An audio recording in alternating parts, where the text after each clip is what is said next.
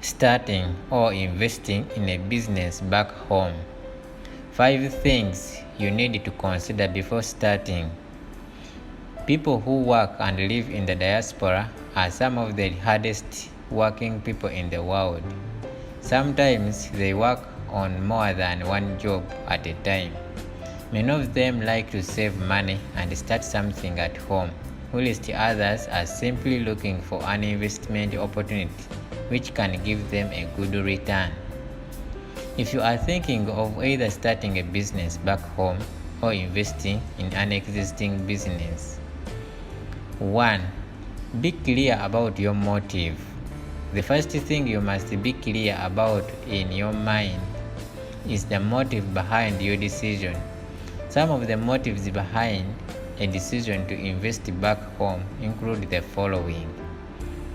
The need to reduce the burden of constantly sending money home, creating an opportunity for you to return home, creating a nest egg for when you retire and return home, getting a better return than what you think you can get where you are.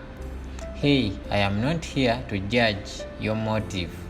All that I want you to know is that understanding your own motive and being honest about it will have a big role in the strategy you adopt and can be the difference between success and failure, along with so many other things I have spoken about before. Not every motive requires the same strategy for success. Some motives can lead to serious problems if you are not careful. 2. How much time do you have to spend on it? It's extremely important for you to have an honest assessment from the very beginning about how much time you can spend tending to the business back home. You have to always bear in mind that your current job or jobs demand a lot of time. You might also be far away in a country with different time zones, or where it is very difficult to travel from at short notice if there is a crisis in the business. Knowing how much time you are able to spend will help you evaluate the timing of the decision to start a business, and most importantly, the type of business you should do. 3.